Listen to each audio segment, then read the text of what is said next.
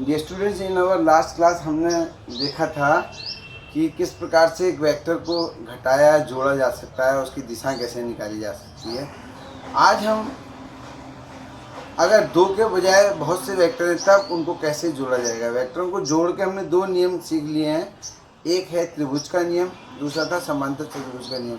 ये दोनों नियम भले ही अलग अलग लगते हों बट ये हैं एक ही, ये भी मैंने आपको बताया था। आज हम बात करेंगे कि अगर दो से ज़्यादा हैं तो किस प्रकार से हम उनको जोड़ेंगे। दो से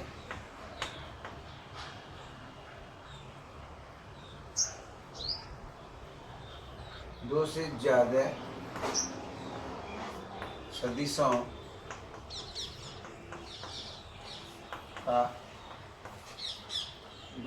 सदिशों का संयोजन, संयोजन माने जोड़।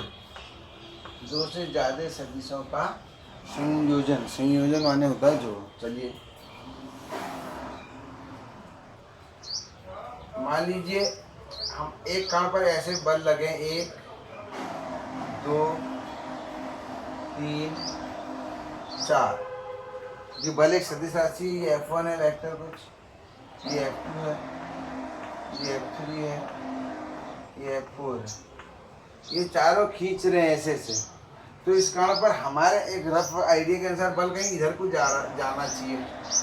इस साइड को इसको नेट बल लगेगा और कितना लगेगा ऐसे अंदाज से तो हम नहीं बता सकते, लेकिन अगर हम चित्र इसका खींच लें तो हम बता सकते हैं। ठीक है, देखिए सबसे पहले त्रिभुज नियम का प्रयोग करते हैं। पहले हमने F1 खींचा, फिर F2 खींचा,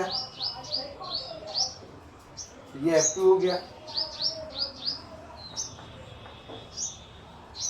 आप जानते हैं F1 और F2 का जोड़ ये होता है त्रिभुज नियम से। So this is your F1 plus F2। ठीक हो गया। अब हमने इन दोनों का जोड़ F1 और प्लस F2, हमारे इन दोनों से एक मिल गया। अब F1 और F2 में F3 जोड़ते हैं। F3 ऊपर को है, दिस इज F3। हमने F1 प्लस F2 और F3 इनको जोड़ दिया, तो फिर ये F1 प्लस F2 है, ये F3 है, तो जोड़ दिया। इस प्रकार से ये जो वेक्टर आ गया बच्चों, ये आ गया F1 plus F2 plus F3। आप समझ गए होंगे, ये F1 था, ये F2 था, तो ये F1 प्लस F2 आ गया। अब F1 प्लस F2 में F3 और जोड़ दिया, तो ये F1 plus F2 plus F3 आ गया। और इसी प्रकार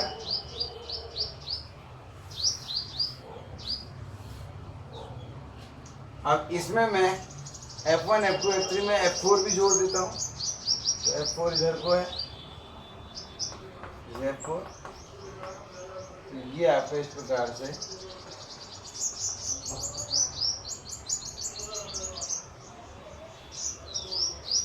this is your F1 plus F2 plus F3 plus F4। देखिए लगभग हमने जो एक रफ आइडिया बनाया था उसी की ओर को। इसका माने इन सब अगर इतने सारे बल लग जाएंगे तो कण पर नेट बल इधर को कहीं को लगेगा। थोड़ा सा करेक्ट कर लेते हैं।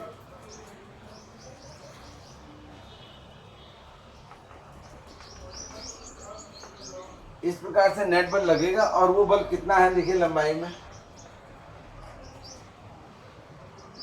इतनी लेंथ का लगभग नेट बल लग रहा है। ये नेट बल है आपका। तो लिखने को तो हम ऐसे लिख सकते हैं, F बराबर F1 plus F2 plus F3 plus F4। हमने कहा भाई ये चार बल अगर लग रहे हैं F1 F2 F3, तो इन सब का जोड़ ये लगेगा, F इधर को होगा। तो बनाएंगे हम इसके लिए चित्र। तो इसको बहुभुज का नियम भी कहते हैं। देखिए पहला वेक्टर उसके हेड से, दूसरा वेक्टर उसके हेड से, तीसरा वेक्टर उसके हेड से, चौथा वेक्टर डॉट जोड़ दें, तो पहले वेक्टर की पूंछ से अंतिम वेक्टर के सिर तक जो ये नया वेक्टर आया है, यही इन सब का सम होगा। अब इसका कितना मान होगा हम त्रिभुज नियम लगा के इसको निकाल सकते हैं। ठीक है, अभी तक आप इसको सबसे पहले तो इसको दिखाना सीखिए, फिर उसके बाद इसको निकालना सीखिए। निकालना बहुत आसान है। ज्योमेट्री आपने सीखी है, ट्रायंगल आपने 10th में भी पढ़े हैं, 9th में भी पढ़े हैं। तो देखिए ट्रायंगल की एक भुजा पता है, दूसरी भुजा पता है, तीसरी कैसे निकालेंगे।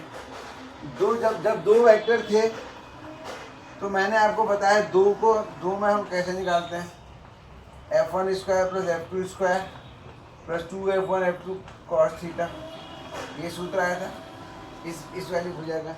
बशर्ते यहाँ पर f1 और f2 के बीच का ये एंगल हमें पता होना चाहिए। इसी प्रकार से f1 और f2 पता लग गया, ये पता लग गया, तो इसके साथ f3 ऐसे करके भी हम इसका जो है, अगर हमने नाप तोल करके किया है तो नाप करके भी हो सकता है। इसकी लंबाई नाप लेंगे यहाँ से, क्योंकि जब आपने वेक्टर खींचते थे स्केल लेते हैं तो उस स्केल के आधार पर इतनी लंबाई किसके बराबर होगी ये आप निकाल लेंगे। तो इस प्रकार से आप जो है दो से ज़्यादा वेक्टरों को जोड़ पाएंगे। आज एक सबसे इम्पोर्टेंट पॉइंट हमें डिस्कस करना है कि अगर दो वेक्टरों को हम किसी वेक्टर को दो वेक्टरों को जोड़ना तो हमने सीख लिया है, अगर हम घटाना चाहते हैं तो घटाना भी सीख लिया है। अगर हम किसी वेक्टर को के खंड करना चाहते हैं, जैसे जोड़ने में क्या होता है, दो वेक्टरों से हम एक वेक्टर प्राप्त करते हैं, तो क्या हम एक वेक्टर से भी 2 या 4 या 10 जितने हम उसके टुकड़े करना चाहें तो क्या कर सकते हैं? तो इसका आंसर है यस, हम कर सकते हैं। तो इसे हम कहेंगे सदिश का वियोजन, सदिश का वियोजन।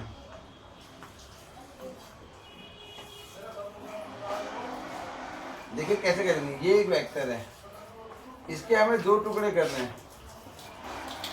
2 टुकड़े हम इसके कितने भी, हम एक वेक्टर के दो टुकड़े करना चाहें तो उसके भी हमारे पास अनंत जो है हमारे पास रास्ते हैं। देखिए मैंने क्या किया, एक ये लिया कोई वेक्टर a1 और एक वेक्टर ये लिया a2। आप समझ गए होंगे, मैं ये लिख सकता हूँ कि नहीं, a बराबर a1 धन a2, ट्रायंगल लॉ से a1 और a2 को जोड़ के आया है। तो ये a1 और a2 इस a के 2 टुकड़े हो गए। देखिए मैंने कहा था किसी वेक्टर के हमें टुकड़े करने हैं।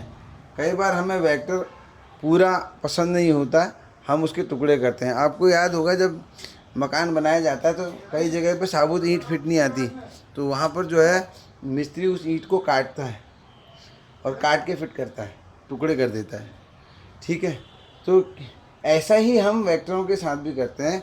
वेक्टर को हम टुकड़े के रूप में, या अंकगणित में देखिए हमसे कहा है 7 में 5 जोड़िए, तो हमने क्या किया, 7 तो ठीक है, 5 के 2 टुकड़े कर दिए, 3 धन 2 और 7 धन 3 10 हो गए, 10 धन 2 और हमने कह दिया 12। इस तरीके से भी कुछ लोग जोड़ते हैं, 7 3 10 2 12, इस टाइप से भी करते हैं। तो इसी प्रकार से कई बार हमें वेक्टर के टुकड़े करने पड़ते हैं। तो पहले तो टुकड़े हम कर सकते हैं कि नहीं कर सकते, कैसे हम टुकड़े करेंगे, तो मैंने आपको दिखाया कि हमने वेक्टर के a के 2 टुकड़े कर दिए, a1 और a2। अब किसी को ये टुकड़े पसंद नहीं आए, उसने कहा मैं ऐसा करता हूँ, इधर हटा दिया, इस वाले टुकड़े को नहीं दिया, उसने कहा एक टुकड़ा ये देता हूँ a1 और एक टुकड़ा ये ले लिया। ये दोनों टुकड़े थोड़ा सा अलग है, लेकिन अभी भी a1 और a2 का जोड़ a ही आ रहा है। देखिए a1 और a2, तो आपने देखा कि ये मैंने दूसरा टुकड़ा दूसरा पेयर ले लिया। इसी प्रकार से किसी ने कहा कि जी मैं ये a1 लेता हूँ और ये a2 लेता हूँ,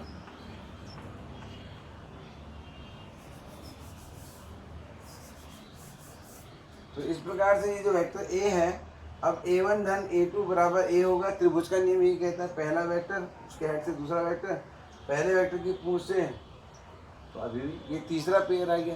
तो इस प्रकार से किसी वेक्टर के कितने टुकड़े, अगर दो ही टुकड़े करूँ तो अनंत पॉसिबिलिटीज़ हैं। दूसरी बात, फिलहाल अभी हमने 2 टुकड़े किए, अब हम इसके 3 टुकड़े करते हैं। ये हमने लिया a1, ये लिया a2, ये a3। तो a बराबर बच्चों आप जानते हैं a1 धन a2 धन a3। अभी हमने बहुभुज का अभी नियम बताया है तो A1 और A2 का सम A1 प्लस A2 और A1 प्लस A2 और A3 मिलती है A1 plus A2 plus A3, यानी कि ये 3 टुकड़े हो गए। तो किसी वेक्टर के अनंत टुकड़े भी किए जा सकते हैं, जैसे हमने 3 कैसे 4 5 10 जितने चाहे आप कर सकते हैं। तो किसी सदिश के अनंत और अनंत प्रकार से हम वियोजन उसके घटक कर सकते हैं, इनको हम घटक कहते हैं। A1 A2 A3 एक एक घटक हैं। तो हम लिखेंगे किसी सदिश के हम किसी भी सदिश के हम अनंत प्रकार से अनंत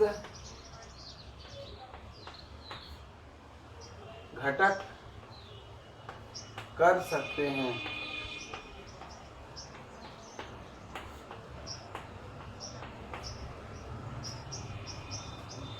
चलिए अब थोड़ा सा इसी को अब थोड़ा और ढंग से बात करते हैं। घटक ही है अभी भी। इसके जो मैंने अभी चित्र बनाए, तो आप चित्र दिखा सकते हैं। यही सारे चित्र जो अभी मैंने आपको बताए, इसके उदाहरण में आप इन चित्रों को दिखा सकते हैं, 1 2 3 4 करके अनंत प्रकार से अनंत घटक दिखा सकते हैं। अब हमने किसी दी हुई दिशा में सदिश के घटक करना।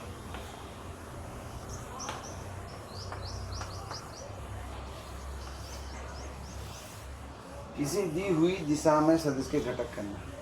देखिए अभी भी वही है क्वेश्चन, थोड़ा सा अंतर आ गया। अब हमसे कहा कि इन दो दिशाओं में करो, या जैसे ये एक सदिश है ए, इसके हमें घटक करने हैं, और हमसे कह रखा एक तो ये वाली दिशा में करिए आप, और एक ये वाली दिशा में करिए। ये दिशा 1 है और ये दिशा 2 है। इन दो दिशाओं में घटक करने हैं। तो बहुत सिंपल है। इन दो दिशाओं को पहले आप ऐसे ड्रॉ कर लीजिए ताकि ये एक दूसरे को काटें ये दिशाएं। फिर वेक्टर को उठा के यहाँ रख दीजिए जहाँ पर कटान बिंदु है। ध्यान रखना है कि वेक्टर की डायरेक्शन और लंबाई नहीं बदलेगी, यानी कि एरो की लंबाई भी नहीं बदलेगी और डायरेक्शन भी नहीं बदलेगी। तो ए को मैंने यहाँ रख दिया। पहले तो उन दिशाओं को आप ऐसे खींचें कि वो आपस में कहीं पर काट रही हो, इंटरसेक्ट कर रही हो। तब आप उस सदिश को, जिसको कोई भी घटक करने हैं दी हुई दिशाओं में, उस सदिश को उसके कटान बिंदु पर रख दें, जैसे मैंने चित्र में दिखा रखा है। अब बहुत आसान हो गया। पूंछ तो इसकी हमने कटान बिंदु पर रख दी। सिर जो है, सिर से इस दिशा के लंबवत एक लाइन खींच देते हैं, समांतर चतुर्भुज ऐसा बनाते हैं। तो एक वेक्टर बच्चों ये हो गया A1, ये तो इस दिशा में हो गया, और ये हो गया A2।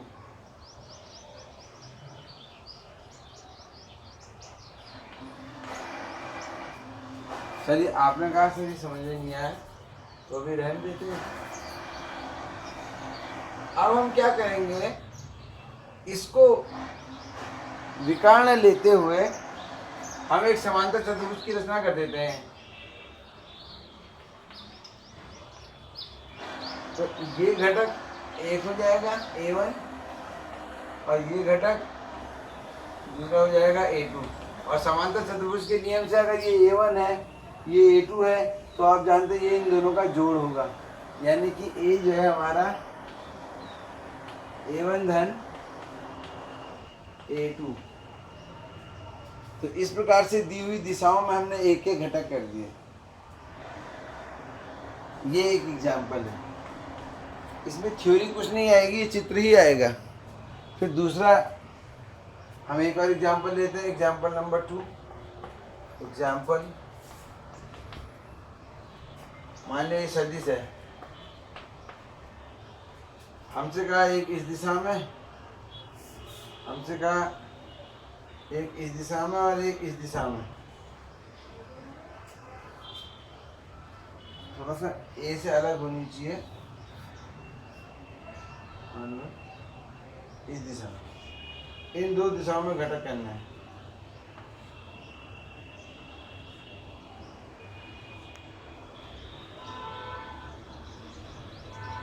ये डायरेक्शन 1, डायरेक्शन 2।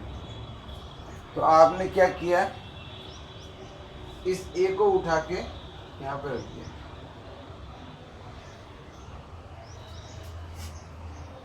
कटान बिंदु पे दोनों के।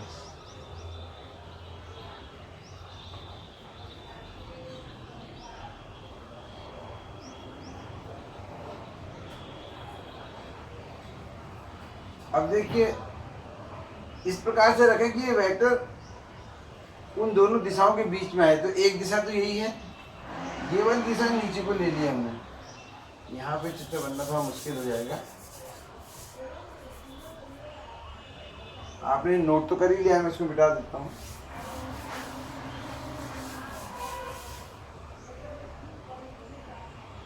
मान लीजिए एक दिशा ये है, डायरेक्शन 1, और दूसरी दिशा ये है,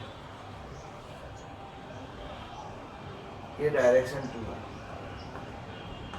तो आप इस वेक्टर ए को यहाँ पर कटान बिंदु पे ड्रॉ करते हैं।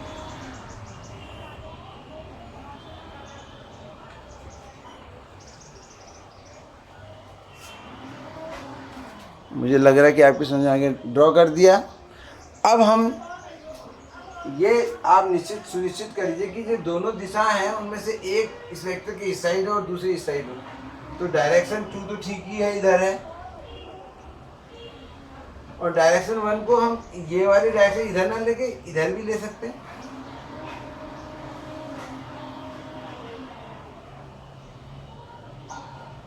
अब ये वेक्टर डायरेक्शन 1 ये आ गया आपका, और डायरेक्शन 2 ये हो गया। अब इन दोनों से समांतर चतुर्भुज एक पूरा कर लेंगे।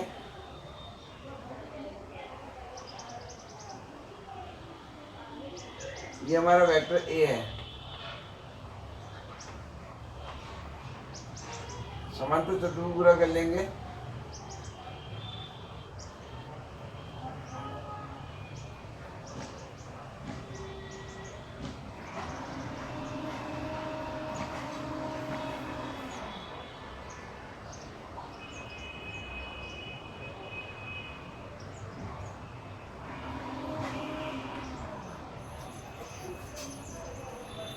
एक घटक ये हो जाएगा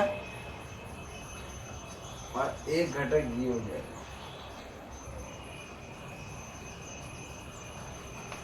ये A1 मान लेते हैं और ये A2। तो A1 और ये A2 है। और आप जानते हैं जब कोई दो वेक्टरों का सम है तो A1 और A2 से समांतर चतुर्भुज पूरा करके जो विकर्ण होता है वो उन दोनों का जोड़ होता है। तो इस प्रकार से इस वेक्टर के इन दो डायरेक्शन में एक घटक ये हो गया A1 और एक घटक ये हो जाएगा इस वेक्टर A। तो इस प्रकार से किसी वेक्टर के किन्हीं दो डायरेक्शन में हम घटक निकाल सकते हैं। कुछ ऐसे ही कुछ अपने मन से कुछ एग्जाम्पल देख के फिर उसको थोड़ा सा हैंड ऑन कर लीजिए, प्रैक्टिस कर लीजिए, हाथ में आ जाए, ताकि आपको समझ में आ जाए कि हाँ ये ऐसे ही होता है। तो this is how to decompose a vector in the given two direction. दी हुई दिशाओं में कैसे किसी वेक्टर के घटक करेंगे। अब आज हम कुछ विशेष प्रकार के घटक भी निकालने वाले हैं। हम इन्हें कहते हैं परस्पर लंबवत घटक में किसी वेक्टर को वियोजित करना। परस्पर लंबवत सदिश के परस्पर लंबवत घटक। ये एक सदिश है, इसके परस्पर लंबवत। तो एक दिशा हमने मान लिया क्षैतिज ले ली एक ऊर्ध्वाधर लेंगे। तो बहुत आसान है, यहाँ से एक समांतर, इसको विकर्ण लेके आप एक समांतर चतुर्भुज बना लीजिए। तो ये तो आयत ही बन जाएगा, क्योंकि तो ये जो है बच्चों एक घटक कहलाएगा। ये एक्स एक्स है, मान लीजिए वाई एक्स है, तो इसको ए एक्स घटक कह देते हैं, और ये कहलाएगा बच्चों ए वाई। और आप जानते हैं समांतर चतुर्भुज के नियम से, अगर ये एक वेक्टर ये एक वेक्टर, तो ये तो ए बराबर ए एक्स प्लस ए वाई। यहाँ पर जो ए एक्स है ये लंबवत है ए वाई के, देखिए ए एक्स इधर है, ए वाई। और परस्पर लंबवत घटकों के बारे में एक खास बात क्या होती है कि ये एक दूसरे से स्वतंत्र होते हैं। यहाँ पर ए एक्स व ए वाई एक दूसरे से पृथक होते हैं, पृथक। इसलिए इन घटकों का ज़्यादा उपयोग है, क्योंकि अगर कोई वस्तु एक्स डायरेक्शन में चल रही है तो वो वाई डायरेक्शन में बिल्कुल भी नहीं जा रही है, और कोई वाई डायरेक्शन में चल रही है तो एक्स डायरेक्शन में बिल्कुल भी नहीं जा रही। हाँ, जो तिरछी जा रही है वो एक्स डायरेक्शन में भी खिसक रही है और वाई डायरेक्शन में भी खिसक रही है। तो इसलिए अगर कोई दो सदिश परस्पर लंबवत हैं तो उनका एक दूसरे से कोई लेना देना नहीं होता है। तो इस तरीके से हम जो है किसी वेक्टर को ऐसे दो घटकों में वियोजित कर रहे हैं जहाँ एक घटक का दूसरे घटक से कोई लेना देना नहीं है। तो कई बार क्या होता है, हम किसी वेक्टर के ऐसे घटक करना चाहते हैं जिससे हमारे दिमाग में साफ साफ पता लग जाए कि किसका एक पर्टिकुलर घटना से संबंध है और किसका उस घटना से संबंध नहीं है। तो इसलिए इन घटकों की ज़्यादा उपयोगिता है। अच्छा, अगर ये एंगल थीटा ले लूँ और इसकी लंबाई को ए ले लूँ, इसकी लंबाई को ए एक्स ले लूँ, इसकी लंबाई को ए वाई ले लूँ और इसकी ज्योमेट्री पे आ जाऊँ वेक्टर को भूल के, तो जो ए एक्स है ये आधार है, ये कर्ण है। और आप जानते हैं कर्ण आधार जो होता है हमेशा कर्ण कॉस थीटा होता है, ये मैंने आपको पहले ही बता दिया है। और इसी प्रकार से जो ये भुजा है यानी कि ए वाई, ये जो है कर्ण साइन थीटा होता है। तो अब मैं अच्छा इस डायरेक्शन का माने इस डायरेक्शन को बताने के लिए मैं यूनिट वेक्टर आई कैप ले लूँ और इस डायरेक्शन को दिखाने के लिए मैं यूनिट वेक्टर जे कैप ले लूँ, तो क्या मैं ये लिख सकता हूँ, देखिए वेक्टर ए बराबर ए एक्स आई कैप, क्योंकि ए एक्स जो है आई कैप की ओर है, आई एक्स है, और ए वाई, क्योंकि किसी भी वेक्टर में एक तो परिमाण होता है, एक दिशा होती है। तो ए एक्स तो इसकी लंबाई हो गई और आई इसकी दिशा हो गई इसी प्रकार। और ए एक्स की जगह मैं ये लिख दूँ A cos theta i cap A sin theta j. तो इस प्रकार से बच्चों मैं इसको लिख सकता हूँ। ये भी इसका एक रूप है। दूसरी बात ये है कि ये जो ए है, अगर मुझे ए ना पता हो, ये तो जब ए पता है तो ए पता है और थीटा पता है तो ए एक्स और ए वाई निकालना। अब अगर ये ना पता हो कि ए एक्स और ए वाई पता है, यानी कि ये भुजा और ये भुजा पता है, तो आप जानते हैं ये जो है कर्ण जो है वो ए जो है वो लंब का स्क्वायर धन आधार के स्क्वायर का वर्गमूल करके निकल जाता है। ठीक है। अच्छा, हमें ए एक्स भी पता है, ए वाई भी पता है, ए भी पता है, थीटा नहीं पता है, तो यहाँ से कॉस थीटा बराबर, ये साइन थीटा पहले कर लेते हैं, साइन थीटा बराबर ए वाई अपॉन ए, कॉस थीटा बराबर ए एक्स अपॉन ए, और इन दोनों को डिवाइड कर दें तो हमारे पास एक सूत्र टेन थीटा बराबर ए वाई अपॉन ए एक्स। तो इस तरीके से अगर ए वाई और ए पता है तो इस सूत्र से थीटा निकल जाएगा, ए एक्स और ए पता है तो इस सूत्र से, अगर ए नहीं पता है, ए वाई और ए एक्स पता है, ये दोनों पता है तो इस सूत्र से थीटा निकालेंगे। तो इस प्रकार से आप विभिन्न परिस्थितियों में ए एक्स थीटा आप इन सूत्रों का प्रयोग करके निकाल सकते हैं। और आपके दिमाग में ये पता होना चाहिए कि ए एक्स क्या था, ए वाई क्या था, तो ये चित्र आपके दिमाग में होना चाहिए। और ये भी पता होना चाहिए कि ए एक्स ए वाई लंबवत घटक हैं। तो अगर ए एक्स और ए वाई दिए हैं तो ए को लिखने का तरीका आपको आना चाहिए। अगर आपको ए दिया है, थीटा दिया है, तब ए को लिखने का वेक्टर तरीका ये आना चाहिए। इस प्रकार से हम इसमें आगे फिर बात करेंगे। तो तब तक आप इसको समझ लीजिए और इसको बार बार देख लीजिए, रिवाइज कर लीजिए।